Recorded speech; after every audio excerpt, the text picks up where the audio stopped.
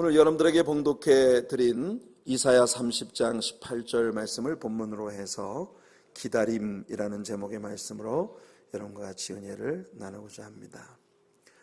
이사야 30장에서 이사야 선지자는 하나님의 말씀에 순종하지 않았던 이스라엘 백성들에 대한 하나님의 마음을 아주 잘 표현해 주고 있습니다.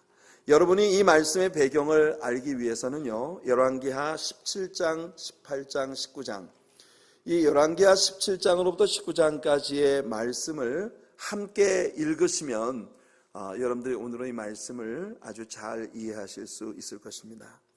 이 말씀은 왜 하나님께서 이스라엘 백성들을 버리셔서 아수르에 의하여 몰락하게 하셨는지 그 과정을 우리들에게 아주 잘 보여주고 있습니다. 사건은 이렇게 시작이 됩니다. 강력한 세계를 제패하는 왕국으로 일어서고 있는 아수르의 살만에셀이 북쪽 이스라엘을 공격해 온 것입니다. 당시 이스라엘의 왕은 엘라의 아들이었던 호세아였습니다. 아수르 왕 살만에셀이 호세아와 이스라엘을 치자 이스라엘은 곧장 함락되었습니다. 그리고 호세아의 이스라엘은 아수르 왕에게 조공을 바치는 속국으로 일시간에 전락해버리고 만 것입니다. 그렇게 호세아와 이스라엘 백성들은 아수르 나라에 조공을 바치는 속국의 위치로 전락을 했는데, 그리고 얼마간의 세월이 지나자 이 호세아는 마음속에 이 아수르 왕을 배반하고자 하는 그런 마음을 갖게 됩니다. 그때 애굽의 왕이었던 소에게 사자들을 보내어 협력을 요청하고 아수르 왕을 배반하여 더 이상 조공을 바치지 않았습니다. 호세아는 애굽 왕을 의지하고 애굽 왕과 맹약하여 이 애굽의 왕이 자신을 지켜줄 것이라고 생각하고 있었던 것이죠.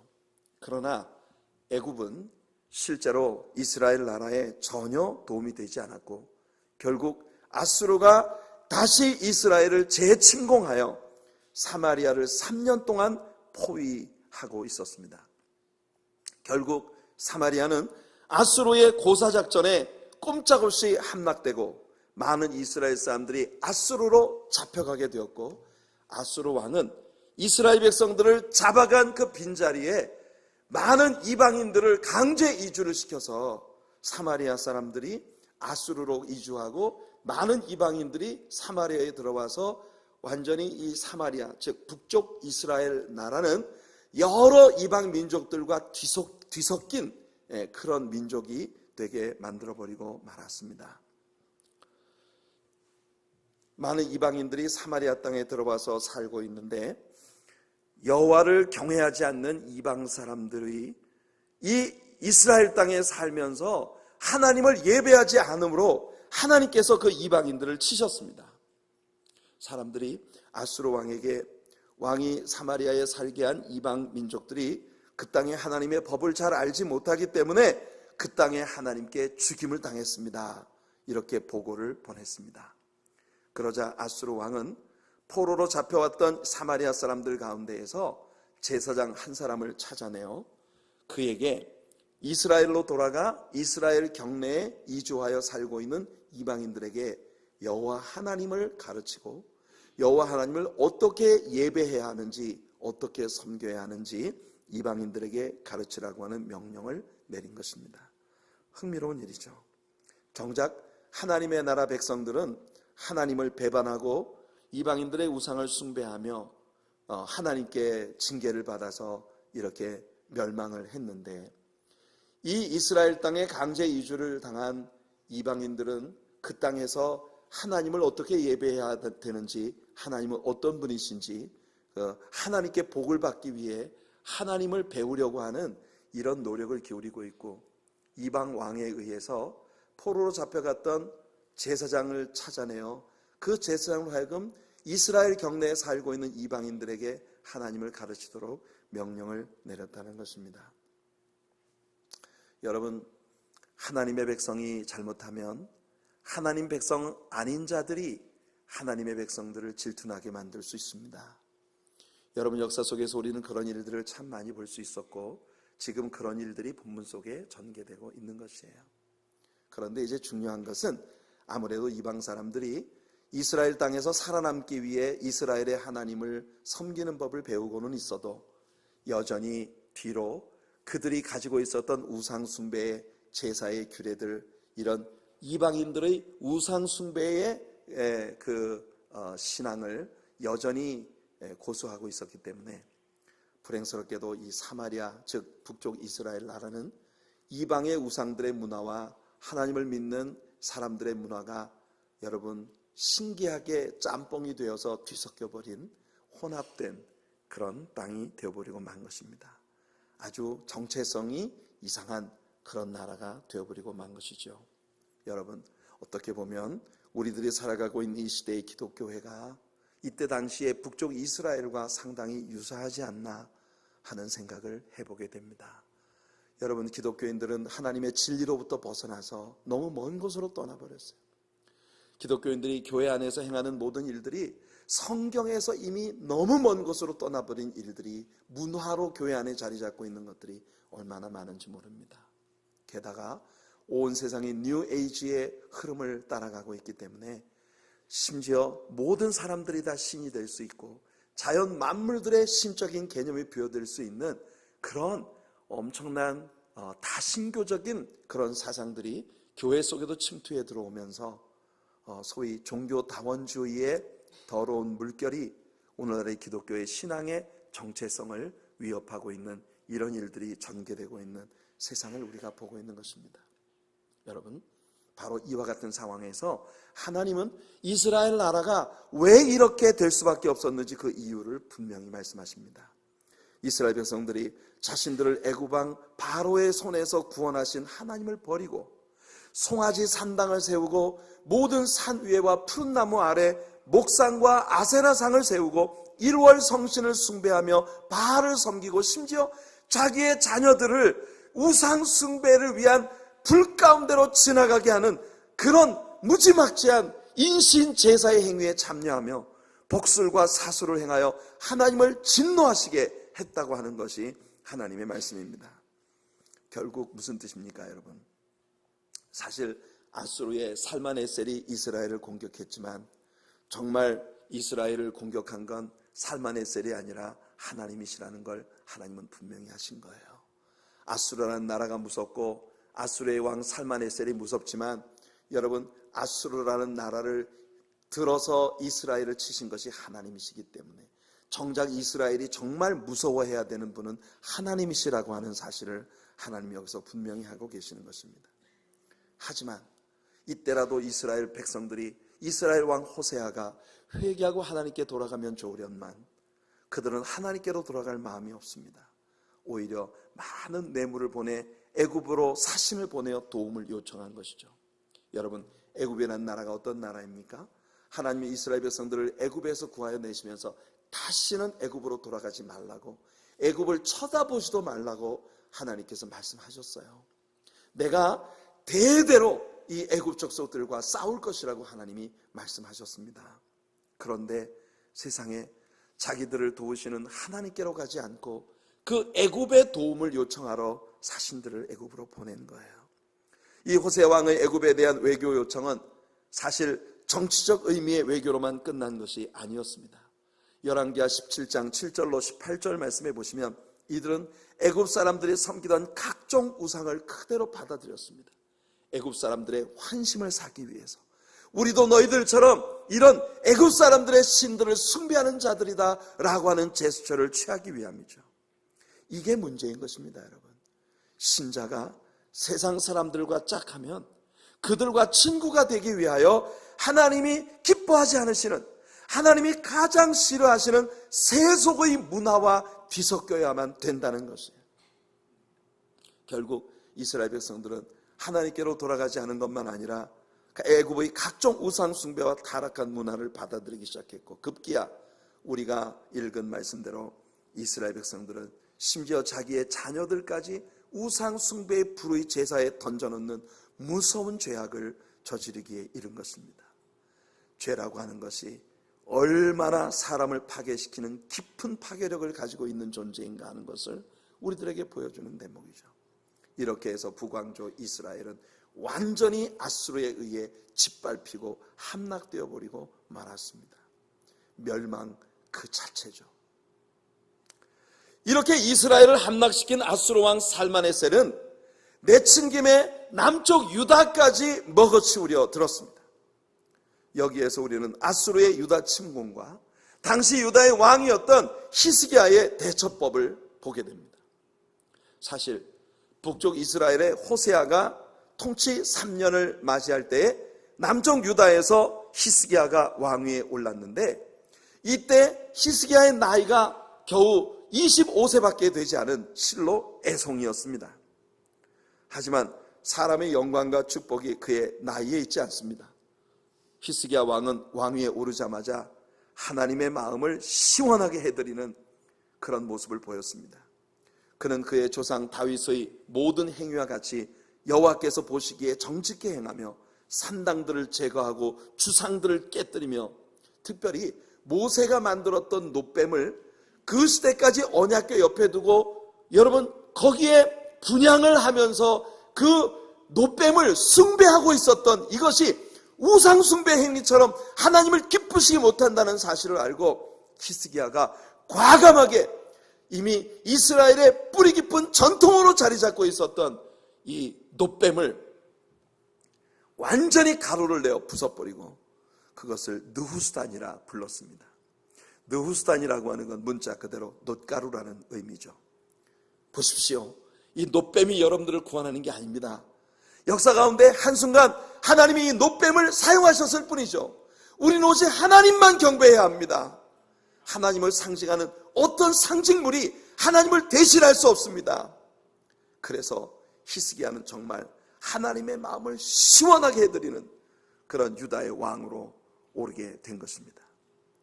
열왕기하 18장 1절로 8절까지 말씀을 보면 이 히스기야의 모습에 대해 전무후무한, 이전에도 없고 이후에도 없을 그런 믿음의 사람으로서 여호와께 연합된 자라고 칭송을 하는 그런 왕이 된 것입니다. 어리지만 얼마나 멋진 왕입니까? 성경은 그가 어디로 가든지 다 형통했고 여호와께서 그와 함께 하셨다고 말씀하고 있습니다. 하나님이 이런 사람을 보실 때 얼마나 마음이 기쁘실까요? 우리 하나님의 사랑교회와 오늘 2부 예배에 나와서 주님을 예배하는 여러분들 모두가 우리 하나님의 마음을 이렇게 기쁘시게 해드리는 존재들이 되기를 진심으로 소원합니다. 하지만 이렇게 멋진 출발을 가졌던 히스기야 왕에게도 일종의 위기가 찾아왔습니다. 형편없는 실패의 경험이 그에게 다가온 것입니다. 이것이 사람입니다. 여러분, 사람이라는 존재는 그런 거예요. 어느 순간 정말 세상에서 가장 경건하고 가장 위대한 믿음의 사람처럼 보이던 한 사람이 다음 순간 그의 삶을 위협하는 어떤 어려움이 다가오고 곤경에 처하고 환경적인 그런 미궁에 빠질 때 어떻게 저 사람이 저럴 수가 있을까 싶은 그런 변질된 모습을 보이는 것이 사람이라는 것입니다. 히스기야의 통치 6년째 북쪽 이스라엘이 아수르 왕 살마네셀에 의해서 완전히 함락되었습니다. 그리고 그의 통치 제14년째 이르렀을 때 아수르의 사네립이 유다에 쳐들어와서 일단 유다 나라의 견고한 성읍들 몇 개를 함락시켜버렸습니다. 갑자기 당황에 빠진 히스기야는 아수르 왕에게 사람을 보내어 잘못했습니다.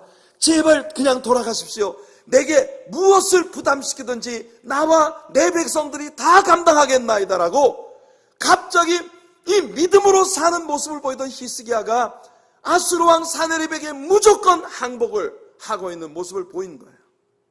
그때 아수르 왕이 은 300달란트와 금 30달란트를 내라고 요구하자 히스기야는 즉시 여호와의 성전과 왕궁의 곳간에 있었던 은을 다 내주었고 자신이 성전의 문과 기둥들에 입혔던 금들을 다 벗겨내서 아수르 왕에게로 보낸 것입니다. 명백한 실수죠. 그렇게 하나님을 의지하고 다윗의 처음길로 행하며 그렇게 사람들이 어떻게 자기에게 분노할지도 모르고 그냥 전통으로 자리 잡고 있었던 모든 우상들을 타파하던 그 용맹스러운 히스기야는 지금 어디로 간 것입니까? 갑자기 히스기야는 아수르 왕 사네립에게 화친을 요청하며 그의 속국이 기꺼이 되겠다고 말하고 있는 것입니다. 그런데 말이에요, 바로 이때 히스기야도 북쪽의 호세아 왕처럼 애굽으로 사신을 보내 애굽 왕과 화친을 요청합니다. 히스기야도 하나님께로 가지 않았습니다. 하나님의 도움을 구하지 않았습니다. 그렇게 신앙이 좋은 것 같았고 영웅적인 일들을 여호와의 이름으로 그렇게 해내던 그 용감하고 멋진 사람이 하루아침에 바닥이 드러난 것입니다. 어이없게도 하나님이 아닌 애굽 왕에게 도움을 구하고 있는 것이에요. 그러자 아수르 왕은 정말 분노해서 즉시 다르단과 랍사리스 그리고 랍사게 같은 장군들에게 대군을 거느리고 히스기야 왕을 치도록 명령을 내립니다. 사네립은 랍사게의 손에 히스기야 왕에게 편지를 보냈습니다. 이미 우리가 역사 속에서 여러 차례 이 이야기를 다루었습니다만 그 편지의 내용은 너희가 의지하고자 했던 애굽도 너희를 구해내지 못할 것이고 게다가 히스기야가 하나님마저 배반했으므로 너희들의 하나님조차도 너희를 돕지 않을 것이다. 내가 너희보다 강한 주변의 여러 열강들을 정복했지만 그들이 믿었던 어떤 신도 나의 공격 앞에서 그들을 건져내지 못했다. 여호와도 마찬가지로 내 앞에서 너희를 구해주지 못할 것이다. 그러므로 당장 항복하라는 위협이 담긴 편지가 히스기야의 손에 쥐어진 것입니다. 히스기야는 아수르 왕 사네립의 편지를 받아보고 기가 막혔습니다. 어쩌면 이미 너무 늦어버렸을지도 모른다는 생각을 했을 것이고 나의 잘못과 죄악이 너무 커서 너무 큰 재앙을 맞게 되었다고 히스기야는 자책할 수도 있었을 것입니다. 하지만 히스기야는 이때라도 하나님께로 그 얼굴을 돌리기 시작한 것입니다. 여러분, 우리는 누구나 다 무너질 수 있습니다. 우리는 누구나 다 넘어질 수 있습니다. 그러나 우리들 모두에게 주신 하나님의 은총은 언제라도 어떤 모습으로라도 우리가 다시 하나님께로 돌아갈 수 있다는 것이에요. 하나님은 우리를 절대로 포기하지 아니하시고 밤마다 문 열어놓고 마음 졸이시며 나간 자식 돌아오기를 기다리고 계시는 하나님이시라는 것입니다.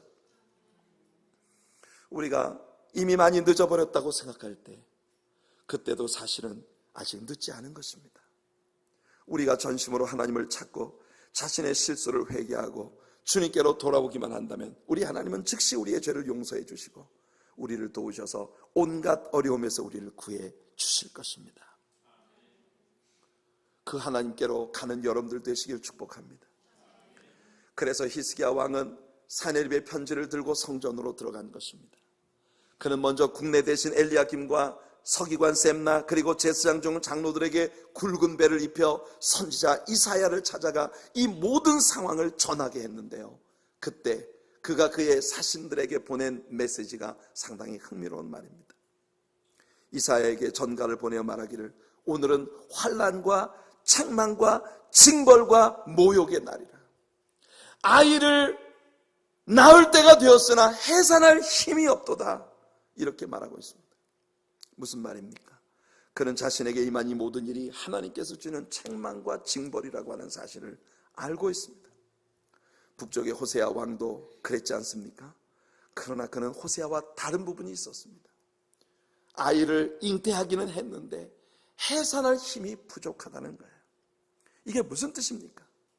겨우 믿음을 잉태하고 있기는 한데 정말 모든 어려움들 속에서 믿음으로 그 모든 것들을 싸워 이기고 믿음의 열매를 맺어낼 만큼의 마지막 뚝심이 나에게 부족하다는 거예요. 여러분, 우리들 모두가 믿음을 잉태하고 사는 사람들 아니겠습니까? 여러분, 우리가 믿음을 잉태하고 사는 사람들 아닙니까? 그런데 말이에요, 우리들의 믿음이 하나님께서 기대하시는 모든 열매를 완전히 맺어내기에 부족하다는 거예요. 그 부족함을 아는 것이 중요합니다. 여러분, 우리가 어떤 존재인지를 아는 게 중요해요. 여러분들이 여러분 자신을 절대로 과신해서는 안 된다는 걸 아는 게 중요해요. 하나님의 은혜로 멋진 주님의 은혜를 잉태는 했으나 이 잉태되어진 하나님의 축복을 해산할 마지막 힘이 나에게 부족한 것, 그것이 바로 저와 여러분들의 위치라는 것입니다. 성도 여러분, 생명과 사랑의 대잔치에 여러분들이 태신자들을 적어냈습니다. 51명의 태신자들의 명단이 하나님께 올려졌습니다. 여러분들이 그들을 염두에 두고 이 생명과 사랑의 대잔치 기간 중에 그 51명의 태신자들을 완전히 해산의 수고를 겪으며 잉태된 아이들을 다 낳을 수 있는 여러분들 되기를 축복합니다. 그런데 믿음으로 잉태는 했으나 마지막으로 이 아이를 밀어낼 힘이 우리에게 없다는 거예요. 그걸 인정하는 것이 지혜입니다. 우리가 태신자들을 작정했어도 그 사람들을 실제로 영적으로 해산하는 것은 오직 하나님의 도우심이 없으면 안 되는 일이라는 거죠. 그래서 그는 선지자에게 중보 기도를 요청하는 겁니다. 나의 힘만으로는 부족하니, 나의 믿음만으로는 부족하니 선지자님, 나를 위해 기도해 주십시오. 그렇게 선지자의 중보의 기도에 도움을 요청하고, 그는 선지자의 도움만 구할 뿐 아니라 자신이 직접 사내립의 편지를 가지고 성전으로 들어갔습니다. 우리가 반드시 배워야 할 신앙인의 자세가 바로 이것입니다. 우리는 믿음을 잉태해야 합니다. 그것을 출산할 힘이 우리에게는 부족하지만 일단 믿음을 잉태하면 하나님께서 그것을 생산하도록 도와주실 줄로 믿습니다. 그래서 예수님은 믿은 대로 될지어다 말씀하시는 것이죠. 히스기야는 지혜로운 방법들을 모두 동원했습니다. 먼저 자신의 진상을 이해하고 인정했으며 자신의 잘못들을 회개했고 절대로 하나님께 대항하지 않고 하나님의 징계를 받아들이고자 하고 있는 것입니다. 한때 실수했지만 이제는 더 이상 인간을 의지하지 않기로 뜻을 정한 것입니다.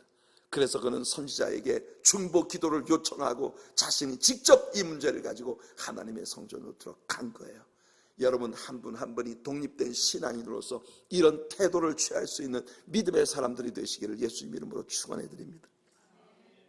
여러분들이 이 세상 어느 누구에게도 디펜드된 사람들이 되지 말고 오직 하나님께 여러분들이 나아가는 성도님들 되시기를 축복합니다.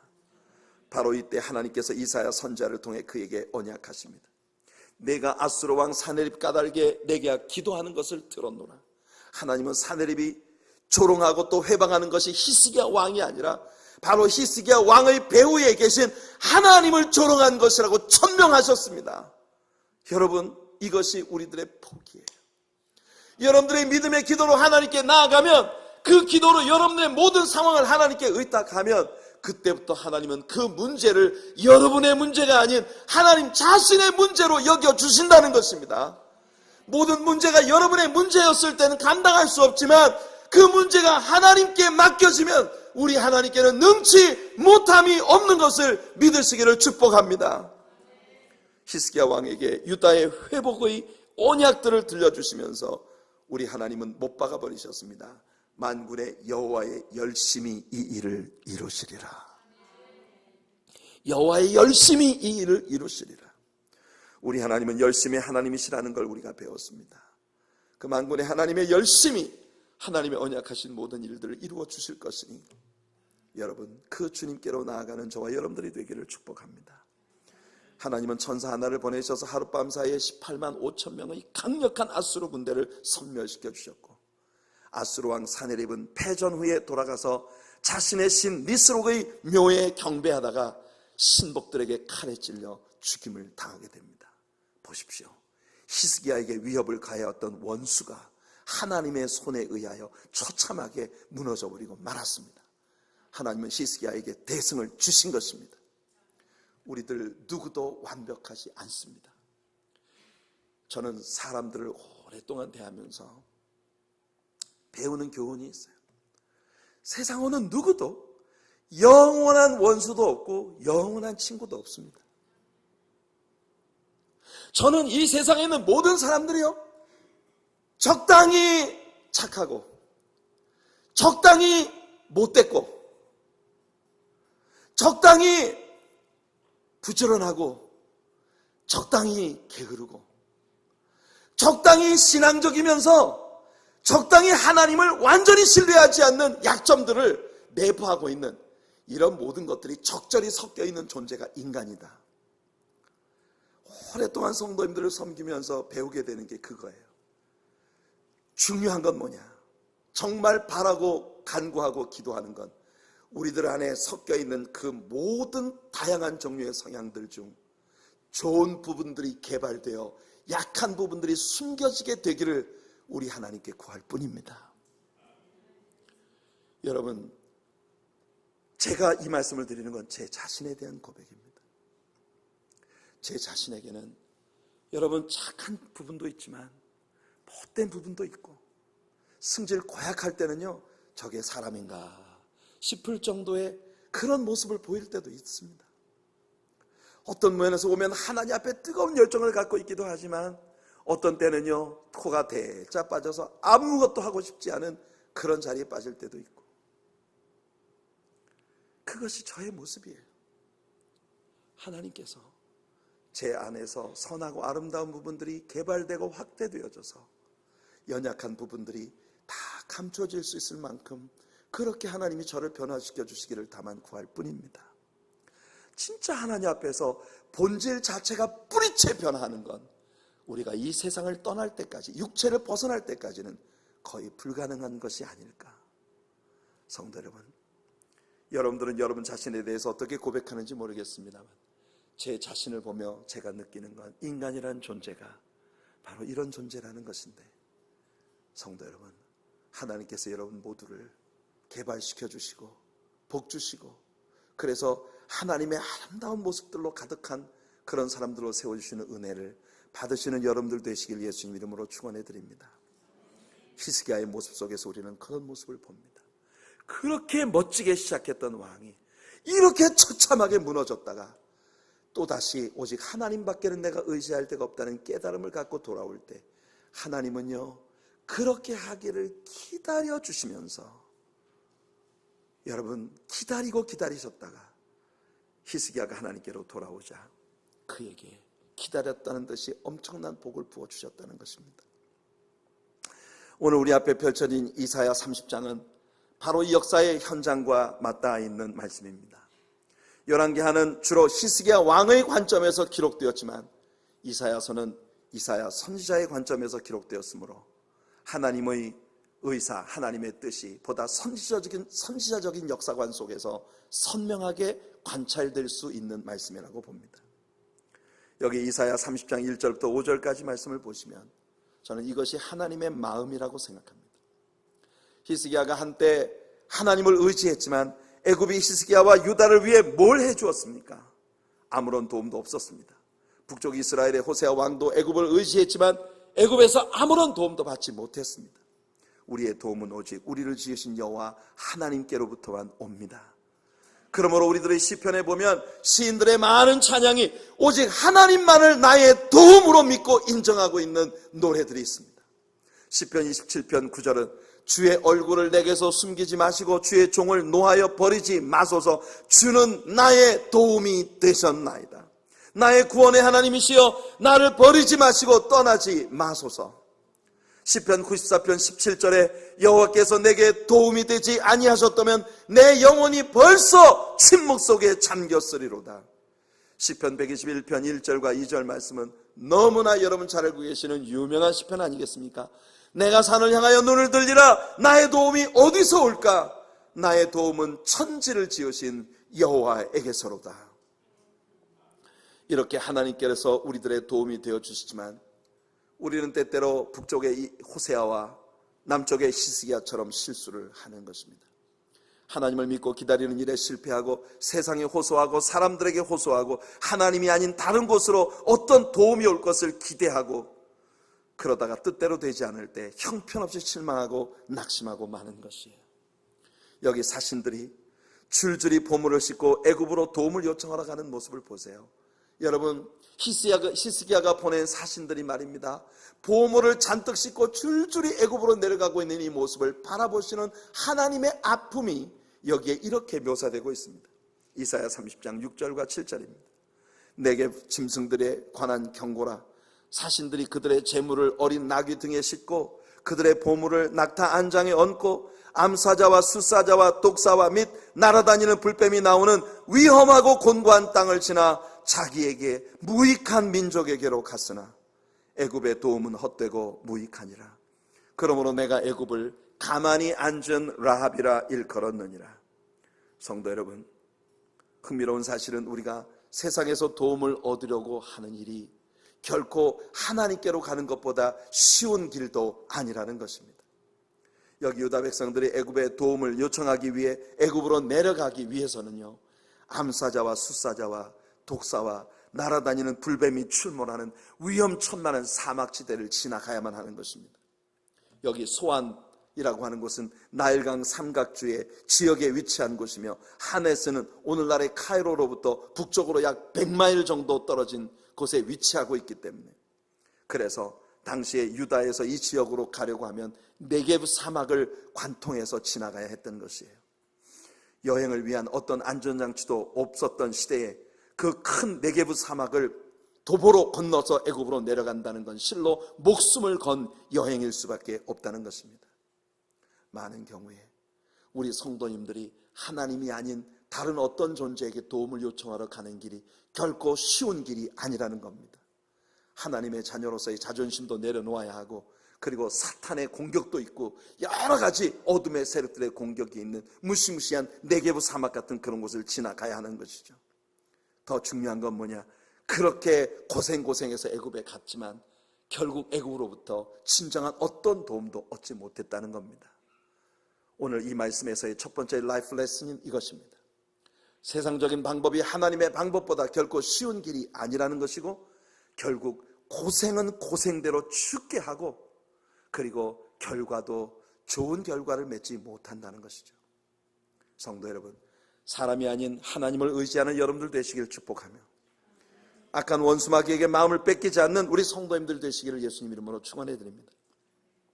하나님의 백성들이 하나님이 아닌 세상적인 방법을 취할 때 하나님은 즉시 그것을 하나님께 대한 불신으로 받아들이십니다. 결국 하나님은 선지자에게 이스라엘 백성들을 마치 토기장이가 질그릇을 부수는 것처럼 아낌없이 부숴버리겠다고 경고하십니다. 그런데 말이에요, 하나님의 이 경고 속에는 사실 문자로 표현되지 않은 또 다른 하나님의 마음이 있다는 거예요. 하나님은 언제나 그러셨습니다. 이스라엘 백성들이 광야를 지날 때에도 하나님은 모세를 불러 내게 불순종하는 저들을 광야에서 죽일 것이라고 하셨습니다. 하지만 하나님이 모세에게 그 말씀 왜 하십니까? 여러분, 진짜 하나님이 진짜 이스라엘을 멸망시킬 마음이 있으셨다면 그냥 멸망시키셨을 거예요. 근데 모세를 불러놓고 말씀하십니다. 야, 내가 저 가만 안 둘 거야. 내가 그냥 진짜 저 민족을 그냥 죽여버릴 거야. 그 말씀 하시는 이유가 뭡니까? 야, 모세야, 제발 나 좀 말려줘. 하나님의 의중 속에는 말입니다, 이스라엘이 하나님의 공의 앞에서 벌받아 마땅하지만 하나님은 또한 그들을 사랑하시고 그들의 조상 아브라함과 맺으신 언약이 있으시기 때문에 하나님은 그들을 절대로 멸망시킬 수가 없으셨던 거예요.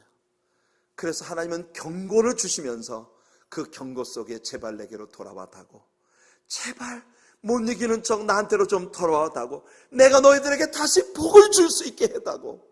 저 사람들이 깨닫지 못하니까 모세를 불렀고, 야 모세야, 제발 저 백성들을 위해 나에게 중보라도 해주어서 내 공의를 화해시켜 주어서 저 민족들에게 내가 사랑을 베풀 길을 열어다고, 그렇게 하나님은 모세를 부르고 계신 거예요. 이사야 5장에서 배웠던 포도원의 노래에서도 마찬가지 아니었습니까? 하나님은 내가 극상품 포도나무를 심었는데 너희가 들포도를 맺었다. 그래서 울타리를 걷어내고 모든 나무를 찍어버리겠다고 하셨습니다. 하지만 하나님께서 그 말씀을 주신 이유가 뭐예요? 그렇게 말씀하시면서 그래도 말입니다, 밤나무와 상수리 나무가 배임을 당해도 그루터기가 남는 것처럼 그 거룩한 씨를 너희들의 그루터기가 되게 하겠다고 말씀하십니다. 너희 중에 소수라도 진정으로 내게 회개하고 돌아온다면 나는 그들을 그루터기 삼아 나의 복을 너희들에게 다시 회복시켜 줄 것이라는 하나님의 저의가 그 속에 드러나고 있는 것이에요. 하나님은요, 하나님의 백성들이 하나님께로 돌이키기를 기다리십니다. 그러면서 이사야 선지자에게 그들을 위해 내게 중보해달라고 요구하고 계신 거예요. 오늘의 말씀의 두 번째 라이프 레슨입니다. 하나님의 심판의 경고는 결국 하나님께 돌아오라는 화해의 제스처입니다. 우리가 하나님의 축복 가운데로 돌아갈 수 있는 길은 하나, 하나님의 품으로 다시 뛰어드는 일입니다. 그래서 바로 오늘의 본문이 이어지는 거예요. 이 본문에는요, 두 가지 기다림이 드러나 있습니다. 본문을 다시 한번 여러분들에게 읽어드리죠. 이사야 3장 18절입니다. 그러나 여호와께서 기다리시나니 이는 너희에게 은혜를 베풀려 하시며 일어나시리니 이는 너희를 긍휼히 여기려 하심이라. 대저 여호와는 정의의 하나님이심이라. 그를 기다리는 자마다 복이 있도다. 여기 현저한 두 가지 기다림이 드러나고 있습니다. 첫째 기다림은 우리 하나님의 기다림입니다. 하나님은 우리에게 은혜 베푸시기를 위해 기다리고 계십니다. 하나님은 일어나고 싶어 하십니다. 하나님이 일어나신다는 건 결국 여러분들의 삶에 하나님이 개입하기를 원하시고 계시다는 거예요. 하나님은 우리들의 일에 개입하기를 원하시는 것입니다. 하나님은 여러분의 가정에 개입하고 싶어 하십니다. 하나님은 여러분의 사업에 개입하고 싶어 하십니다. 하나님은 여러분들의 자녀들의 일에 개입하고 싶어 하십니다. 하나님은 우리 하나님의 사랑교회 모든 일에 개입하고 싶어 하십니다. 하나님은 기다리고 계십니다. 우리가 하나님께서 일어나셔서 우리들의 모든 일을 주관해 주시도록 그렇게 하나님께 돌아오기를 기다리고 계신다는 거예요. 기억하시나요, 여러분? 하나님은 실로 오랜 시간 동안을 베델에서 야곱을 기다리고 계셨습니다. 하나님과 첫사랑을 나누었던 바로 그 자리에 야곱이 돌아오기를 하나님은 오랫동안 기다리고 계셨습니다. 그에게 다가온 산적한 문제들, 자녀들의 범죄와 세겜 족속들의 복수에 대한 두려움, 하나님을 의지하지 않고 철저히 자신의 꾀를 믿고 살아온 야곱의 모든 것들이 뒤엉켜버린 이 절박한 순간에 이제 하나님께서 그의 삶에 개입해 주시려고 일어나려 하시는 것입니다. 그래서 하나님은 베델에서 야곱을 기다리고 계셨던 거예요. 야곱은 그곳을 하늘의 문이라고 불렀습니다. The gate of heaven. 여러분들 모두에게 있지 않습니까? 하나님께 통했던 그 문. 여러분의 어려웠던 시절 하나님께서 여러분들에게 나타나 하나님과 첫사랑을 뜨겁게 나눌 수 있었던 바로 그 약속의 장소. 하나님께서 여러분의 삶에 나타나셔서 여러분과 만나시고 평생 너를 떠나지 않겠다고 약속하셨던 바로 그 믿음의 장소가 있지 않습니까? 여러분은 잊고 계셨을지 모르지만 하나님은 아직도 거기에서 여러분을 기다리고 계신 것입니다. 물론 그곳은 특정한 장소가 아닌 바로 여러분들의 마음일 수 있겠죠. 여러분이 그곳으로 찾아갈 필요는 없을 것입니다. 하나님은 야곱이 아주 다급해 있었을 때 그를 찾아오셨어요. 자신의 잔꾀로 살다가 갑자기 형이 자신을 죽이려 한다는 소식을 듣고 여러분 꽁치 빠지게 도망을 치고 있는 중이었습니다. 그의 집에 있었던 브엘세바에서 베델까지는 64km나 됩니다. 교통수단이 별로 없었던 시대에 하루 저녁에 64km를 달려간다는 건 실로 놀라운 스피드입니다. 그야말로 꽁치가 빠지게 도망을 쳤다, 이 말이 딱 어울리는. 아마도 그는 아직도 숨이 턱끝에 차 있었을 것입니다. 그곳은 광야였고 사람의 몸뚱이 하나를 눕힐 만큼 빤한 평지를 찾을 수 없을 만큼 형편없는 돌짝밭, 거기에 돌 하나를 찾아 베개하고 누운 것입니다. 사방에서 찔려오는 자갈 위에서 두려움에 아직도 가슴이 벌렁거리고 있었을 것이에요. 땀이 온몸에 젖어 있었겠죠. 갑자기 어머니를 떠나 이 광야에 홀로 누워있는 고독감에 눈물이 흘렀을 것입니다. 생각해 보세요. 지칠 대로 지친 야곱을 땀에 젖은 얼굴이 흐르는 눈물로 얼룩지고 아직도 숨을 고르지 못한 가쁜 숨을 몰아쉬며 그 불편한 광야에서 홀로 누워 잠을 청하고 있었던 그 모습, 혹시 그것이 오늘 여러분들의 형편은 아닌지요? 그런데 바로 그 밤에 하나님께서 야곱에게 나타나 주신 것입니다. 야곱아, 내가 너와 함께 있을 것이다. 너를 떠나지 않을 것이다. 내가 너를 보호하여 이곳으로 돌아오게 해줄 것이다. 내가 완전히 빈손으로 나갔지만 많은 것을 가지고 많은 때를 거느리고 이곳으로 돌아오게 할 것이다. 그때 형의 낯을 피하여 도망치던 이 밤, 바로 이 자리에서 너를 만났던 나를 잊지 말고 이 자리에서 다시 나를 만나렴. 이것이 야곱을 향한 하나님의 언약이었습니다. 그러나 야곱은 그 약속을 잊었습니다. 혹시 여러분 하나님과의 약속을 까맣게 잊고 계시지는 않으신가요? 오늘 이 말씀이 여러분의 마음에 하나님과의 잊었던 약속을 상기시켜주는 말씀이 되기를 축복합니다. 그래서 하나님과의 첫사랑의 장소로, 하나님과의 첫사랑의 감동 가운데로 다시 돌아가는 은혜의 아침이 되기를 예수님 이름으로 축원해 드립니다. 당연히 본문에 나타난 두 번째 기다림은 바로 하나님이 일어서시기를 기다리는 우리 신자들의 기다림입니다. 우리는 주님의 때를 기다려야 합니다. 절대로 성급하게 생각하지 마시기를 바랍니다. 절대로 하나님의 때가 오기 전에 애굽으로 사신을 보내는 일이 없기를 바랍니다. 절대로 세상의 도움을 요청하지 않기를 바랍니다. 하나님을 기다리는 여러분들 되시길 축복합니다.